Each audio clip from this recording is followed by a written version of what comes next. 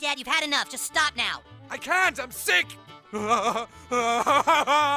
Did South Park expose the harsh reality of addiction in their controversial episode Bloody Mary? One of the episodes that had audiences talking was Bloody Mary, which stirred strong reactions on its take on alcoholism. Some called Matt and Trey naive know-it-alls for their approach, and honestly, I get why. Maybe they deserved the backlash, but perhaps the criticism drowned out the message they were trying to send. Is South Park pushing the limits just to shock us, or is there a deeper message about how we deal with addiction? Whether or not you agree, the show has some hard truths to share about addiction, faith, and personal responsibility. So what exactly did Matt and Trey do in this episode to anger both Catholics and people dealing with alcoholism? Let's dive in and figure it out. Nuh-uh, don't rack a discipline.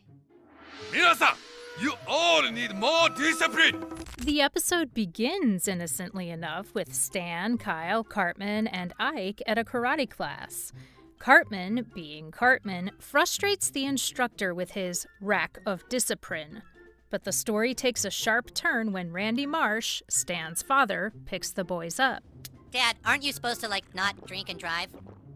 I'm not drinking and driving, I'm driving while I'm drinking. Randy is driving drunk, and things quickly escalate. As he tries to relieve himself in a beer bottle, he gets pulled over by the police. License and registration, please. What seems to be the officer problem? The officer quickly realizes that Randy is under the influence of alcohol, leading to his arrest for drinking and driving, and gets his license revoked. After his arrest, Randy is ordered to attend Alcoholics Anonymous, or AA meetings. Keep blowing, keep blowing, keep blowing. Oh, Jesus! Now, AA can be life-changing for many, but as the show points out, the success of AA often depends on individual commitment. He's introduced to the idea that he is powerless over alcohol, and that only a higher power can cure him. Is there a support group for people whose disease compels them to drink all the time? Diagnosed as an alcoholic, Randy seizes the label as a free pass to drink without guilt. But is that the real point of AA? I thought I could just quit drinking on my own, but it's an illness, son. I have to admit that I'm powerless to this terrible disease. This diagnosis gives Randy an excuse for his behavior. Instead of taking responsibility, he justifies his drinking as part of a disease he can't control. Stan, knowing his dad's hypochondriac tendencies, tries to tell Randy that drinking less is the answer, but Randy insists that only a miracle can help him. Dad, you just need to not drink so much. It's very simple. I wish it was that simple, son. Does labeling addiction as a disease make it easier to evade responsibility, or does it genuinely help? Randy, desperate for a solution, hears about a bleeding statue of the Virgin Mary in nearby Bailey, Colorado. Dad, you're drunk. You're not driving a car. No, Stan, you don't understand. There's a church in Bailey. The statue of the Virgin Mary is bleeding out her... The next day, lots of people gather around the statue to witness the miracle, some of them with hopes of getting cured of their diseases. After watching the news report, Randy starts to believe that miracle can cure him, too. Stan notices his dad trying to get into his car to drive to St. Peter's Church. Stan interferes, saying if he gets pulled over for drunk driving again, he will be put in jail for 10 years. Upon hearing this, Randy demands Stan drive him to the statue, to which he reluctantly agrees. All right. Then you drive.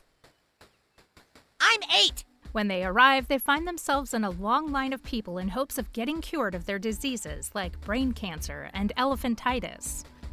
Is that the line? Oh, God! Is this whole line people waiting to be cured? Yeah. Randy treats his alcoholism like a serious disease, acting like he has no control over it, just like someone with brain cancer. Why did you give me this disease?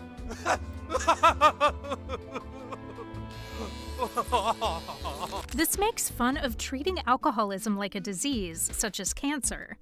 Alcoholism is partly caused by the mind and body, but it is also a behavior that people can control. The show jokes that calling it a disease can sometimes make people forget that drinking is a choice, not just something that happens to someone. By calling alcoholism a disease, people may overlook the idea that it's also about personal responsibility.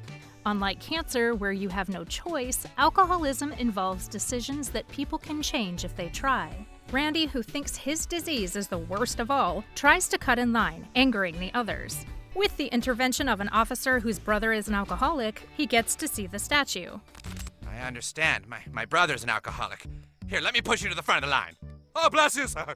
Bless. The statue spouts a long stream of blood on him. Randy, now convinced that he is cured, gets out of his wheelchair and vows to never drink again.